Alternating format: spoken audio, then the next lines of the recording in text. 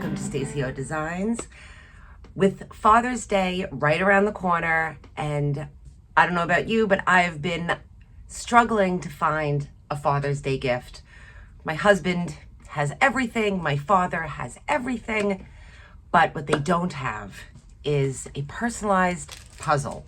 So today I'm going to show you how I took a simple snapshot, converted it to be a cartoon pop art image with AI, did a few small adjustments in Photoshop, printed it with my Sublimation printer, and then I turned this 250-piece Sublimation puzzle into this. This is definitely an idea that I have for Father's Day, but it's also great for graduations that are also coming up right now. Great for a fun little wedding, little something in their wedding gift, maybe an old photo of them. In general, it's really a touching gift and a unique gift for somebody that appreciates something handmade, something from the heart. So I really hope my husband enjoys this. Let's go and I'll show you how I made this. Also, I can't find where I got it. I think I got it years ago on the Single J's website, and I just went on it today and the site is expired, but I see them all over Amazon. I'm sure tons of small businesses also carry them. So sorry about that, but go check them out. Sublimation puzzles on Amazon. I looked through a few of them. I saw a ton with great reviews, so you should be right. So I started off with this photo, and this was the quickest photo. I was like, hey guys, quick run out. Took it on my phone. The sun was in his eyes, but it was just a quick photo. No special lighting or anything. Then I brought it into just ChatGPT. That you could see the picture there. And then I just said, change this into a cartoon pop art drawing. Each person should maintain their features. And it created this for me. So obviously there are some problems with it, but I downloaded it. I downloaded it and just brought it into Photoshop. I tried multiple free AI things and nothing gave me anything that looked like them. So if I had a better picture of them, I think this would have been completely acceptable. So from here, I took out the lines. I opened his eyes. I changed their eye color because they both have darker eyes. And I think that was it. So now my image is ready to be sized and printed. So this is how I cartoonified with ChatGPT. Now that I've made all these changes, and this is how I'm ready to print, I'm still missing some stuff on the top and the bottom. So I'm just going to flatten these layers and generate a part of this. Looks good to me. And then same thing for the bottom. Perfect. And now I think we're ready to print.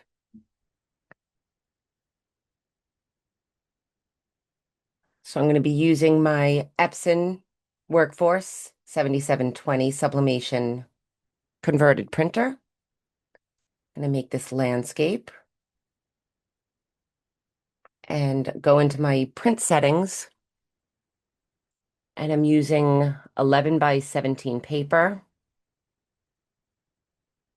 premium presentation, high. And I do like to see the print preview, but that's optional.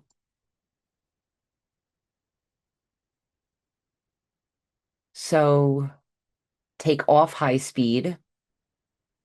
And I do like to put custom So I think I'm actually going to use Vivid for this because it's not a photo. If I was using a photo, I'd probably do RGB, but I'm going to stick with Epson Vivid. And I'm going to just pump up the brightness a little bit and the contrast and the saturation. But I'm going to decrease the density just a bit.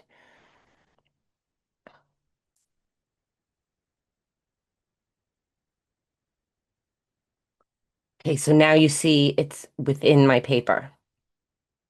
And then I'm just going to print it. So now that my sublimation print has printed and it looks fantastic, this is the puzzle. It's about 10 by 13, around that. And there is a cardboard backing on it so it doesn't fall apart. And you do want to get some of the lint off, because if you have any lint or any sort of fuzz on your sublimation items, when you press it, those little lint pieces will turn blue. So I have my lint roller, but what I've definitely learned is you don't want to use a fresh one because it will pull the pieces right up. Ooh, I'm trying to give you an example and I almost did it. So take it and just like stick it to your pants a few times so it's not so sticky. Okay, I hope that's enough.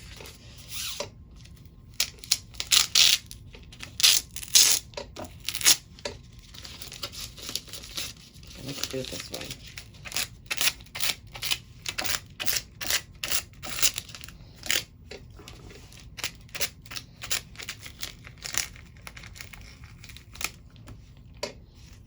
Yeah, I don't want to do too much.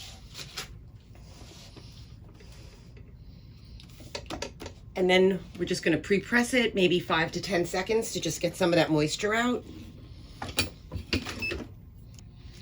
So now to put this on here,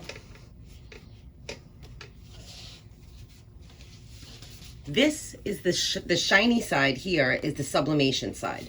So you want to flip it over, and I made my image just a little bit bigger than, I'm going to take this off for a minute.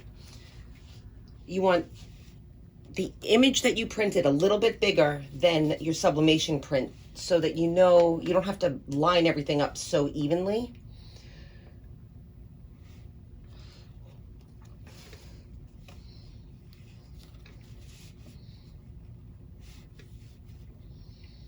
So this is okay for me.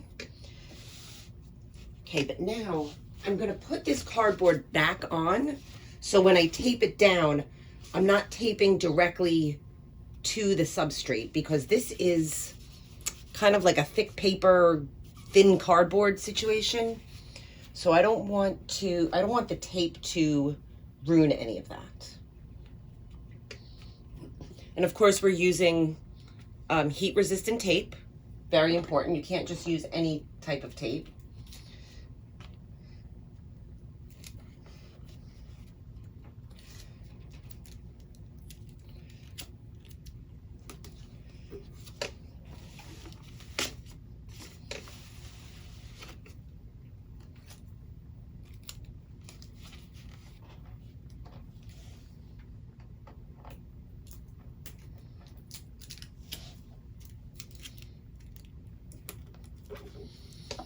Okay, I'm gonna do a few more spots of tape while my heat press finishes warming up, and then we'll press it. Okay, so I have this all prepped now. I've taped it down in multiple spots. My press is up to temp. I've decided I'm doing 375 degrees Fahrenheit for 60 seconds. My press runs a little bit hot, but you might want to try 385 if your press does not run hot, but my press runs hot, so I'm lowering it just a little bit. And I did do a little research, and for a puzzle, it's recommended to do medium pressure. So I think I'm at medium pressure here. And we're going to do sublimation print face down. So we're going to flip this over. Hope that everything's going to get covered. Maybe I'll increase my pressure just a little tiny bit. Okay.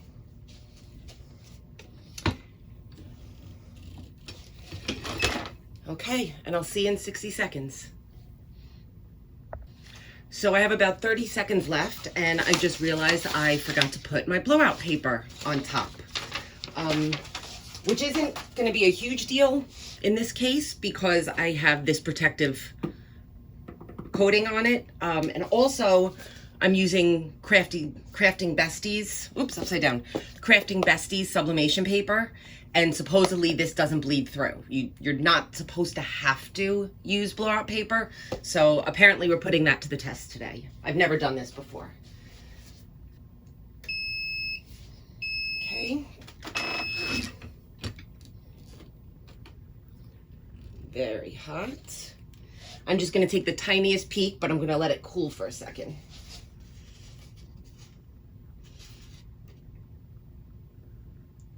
Oh. Okay, I saw it, it looks good, but I'm just gonna let it cool for a couple of minutes.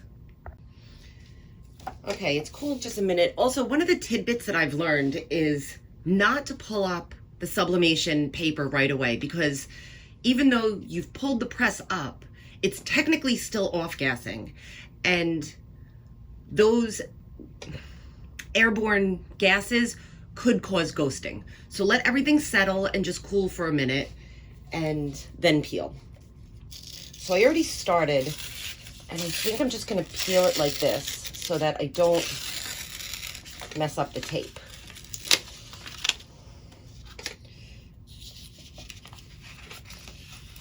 Because I am gonna give this to my husband for Father's Day.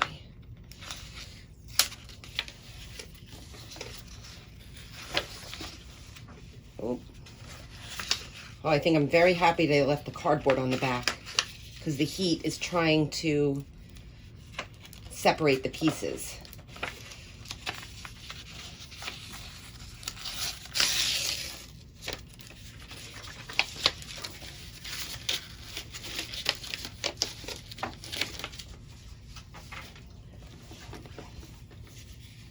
And there it is. That looks great. That looks absolutely perfect. I'm so happy with this. And this is going to be a super fun gift to give to my husband for Father's Day this year.